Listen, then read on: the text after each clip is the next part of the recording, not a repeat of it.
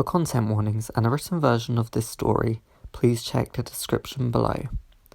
This week's story is based on Twinkle Twinkle Little Star or The Star by Jane Taylor, written for Rhymes in a Nursery, 1806, and is titled How I Wonder What You Are.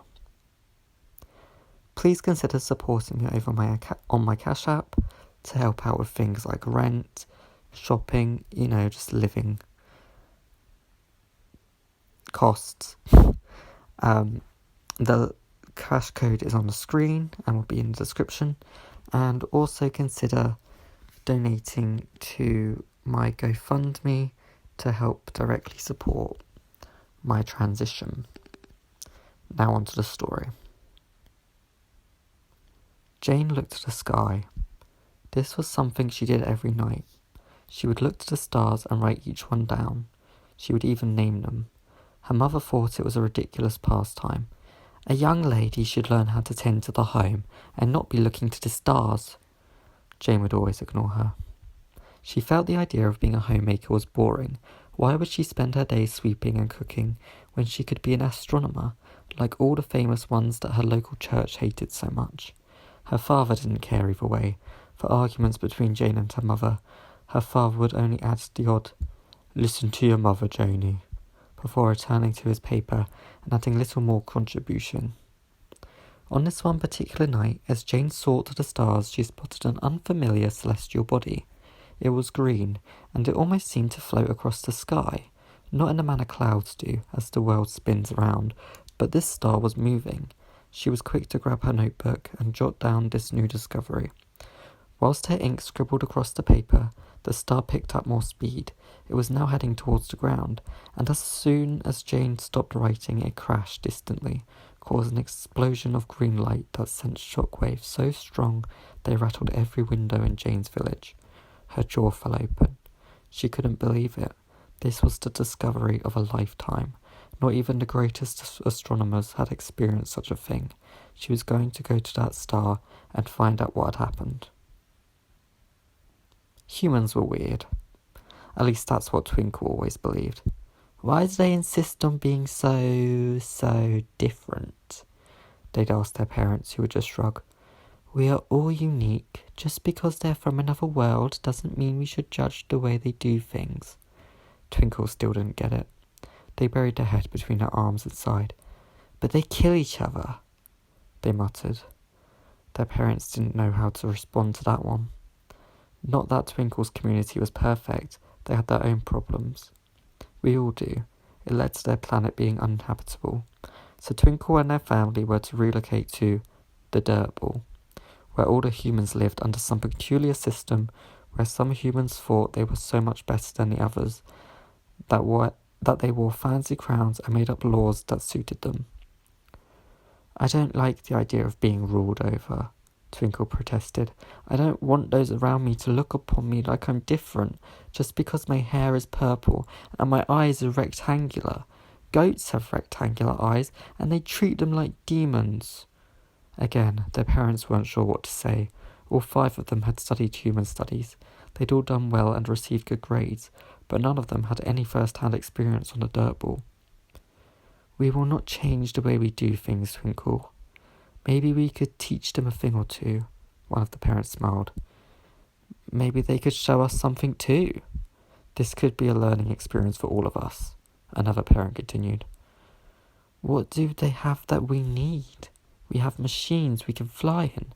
We have recycling process. We have no need for currency. We have no rulers or peasants. We are just one group, one family. What could they have that could help us? 3 of Twinkle's parents sighed at once. For a start, they still have their world. Jane made her way through the night. The green light guides the way. What she would find she did not know, but she followed it anyway. Her legs grew tired. The fear of her parents discovering she had snuck out crept in, but overall she was excited. Jane has ever been one with the night. The stars had always been her guide, and this one was no different. This star had fallen from the sky just for her, No one else had witnessed it. No one else from her village watched the stars every night. She was going to become the best astrologer her world had ever seen. Perhaps the Queen would want an audience of her. Jane relished in the thought of the floating Queen wanting to meet the girl that a star had fallen for. The green began fading. Jane panicked. No, you can't leave me, she begged the darkness. She realised her surroundings. She was in the dark. Animals made unfamiliar noises. A stream nearby could be heard, but it was dead quiet. It was the middle of the night, hours before the rooster would awake. Please, come back, little star, she pleaded, the cold as a tear rolled down her cheek. She sang to herself. It blocked out the silence for a moment. Twinkle, twinkle, little star, she began as she felt the warmth return to her body. How I wonder what you are. A green light flickered distantly. Her voice was bringing the star back to life. Up above the world so high. The light screamed back into existence with as much force as it had landed with. It knocked the air out of Jane's lungs, and the dark came once again. The craft approached the Durbal's atmosphere. Its metal skin sizzled from impact, and Twinkle and their family readied themselves for a bumpy landing. Are you ready, little star? One of Twinkle's parents asked, clutching the ship controller. They brought it down as smoothly as they could, bringing it from a rough ride to a gentle glide through the sky. It's beautiful, Twinkle gasped as the violet light of the ship illuminated the settlement below. It really is, one of their parents smiled. Would you like to live there? Twinkle thought about this for a moment. They won't accept us unless we change how we look, they sighed. We won't let it come to that. They will accept us, maybe not at first, but one day they will. Then our people and theirs can live in peace. Twinkle liked that image. They imagined what it would be like to make some human friends, but a horrible thought came to mind. What if the Verdens find us? Twinkle's parents fell silent. They won't, one of them said without an ounce of believable assurance. Wait, Twinkle choked. They already have. The parents didn't say another word. They instead turned their attention to safely landing the ship. Jane awoke on a cold metal bed.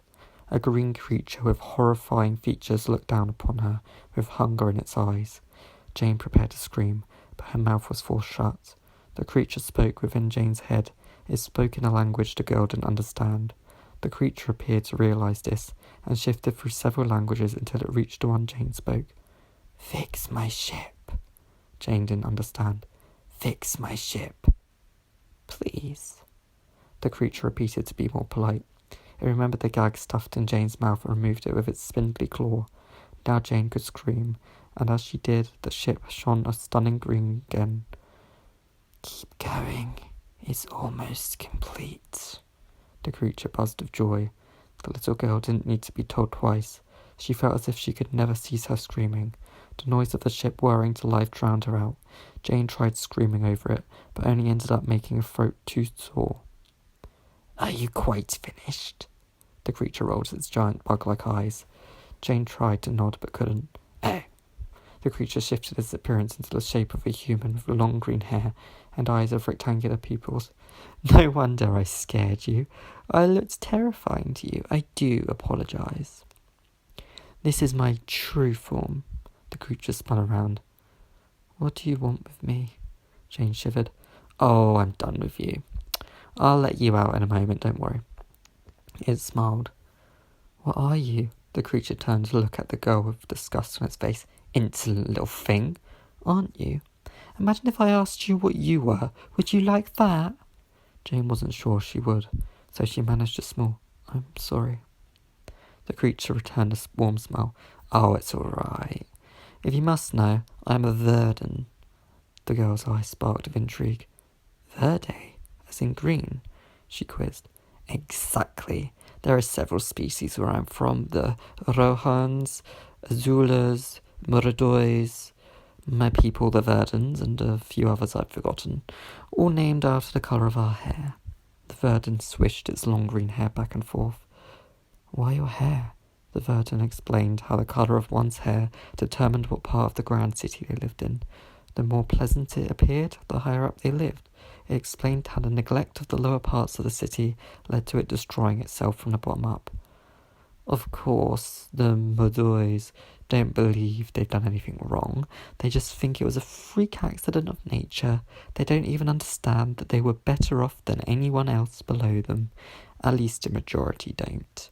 Jane stretched a pinky finger out to the Verdun, who curled an index finger around it and smiled.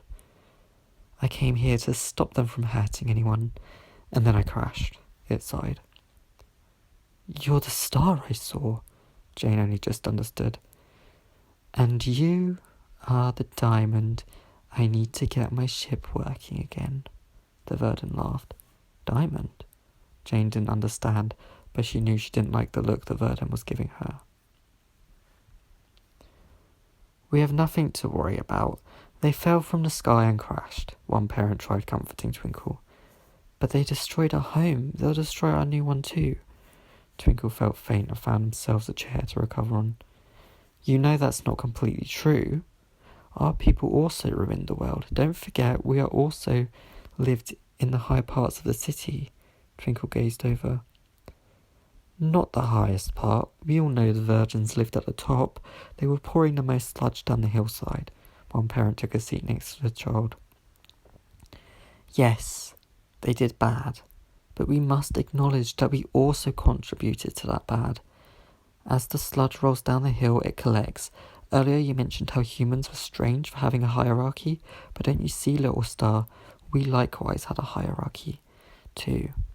The Verdans, us, the Azulas, the Amarillis, the Naranjas, and the Rohans. The last group made them close their eyes as they felt the guilt weigh down on them. We all had the same materials. We all got on fine, but we were wrong. And we did wrong. The parent placed a hand on Twinkle's shoulder. What did we do wrong? I thought we were doing awesome. Twinkle tried piecing it together but struggled. Equality should not have been our goal. We thought by giving everyone the same resources as us, it would be fine, but we ignored the fact we lived on a giant hill, a hill which sludge rolls down, and that sludge affects us all in different ways. We were fine, it just rolled past us, but it gathers and builds up, and those at the bottom can't stop it. We all have different needs. We shouldn't give someone a knife when what they call for is a hammer. The Verdun started pouring the sludge, but we continued it. We should have worked together to find a solution that served everyone in the ways they needed to be benefited. We are part of the problem, and we need to recognise that. Twinkle understood. Do you think the humans will understand that? They asked. Maybe in time. We are entering the bottom of the hill now, little star. These people have a long history on this world. Their needs are not the same as ours. But we all require similar things to survive, and in time, my hope is we share a world that provides the right care for everyone on it. The other parents nodded in agreement. We're here, one said, ending the conversation.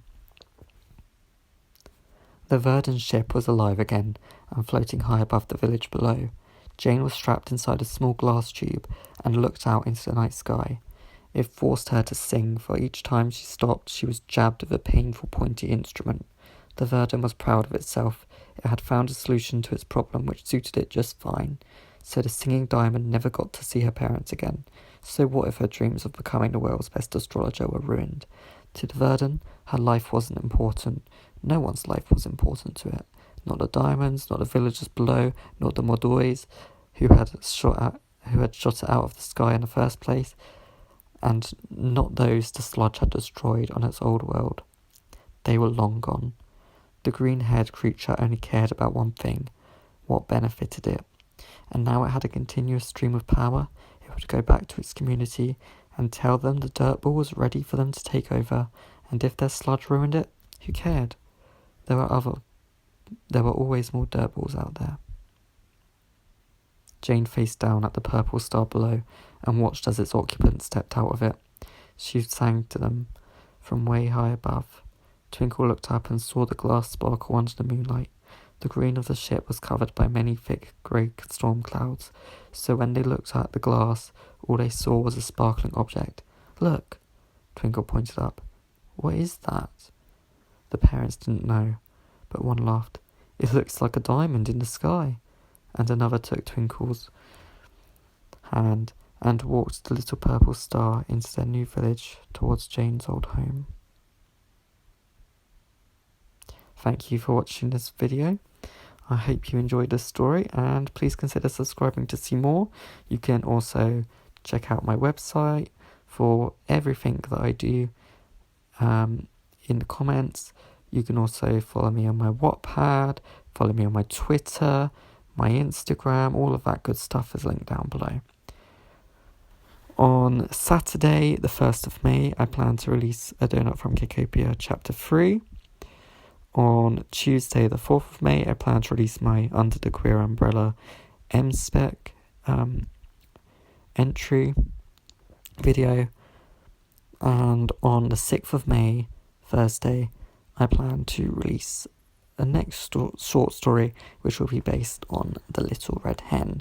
Thank you so much for donating, liking, sharing, and supporting me and my channel. And I will see you all, hopefully, on Saturday. Bye.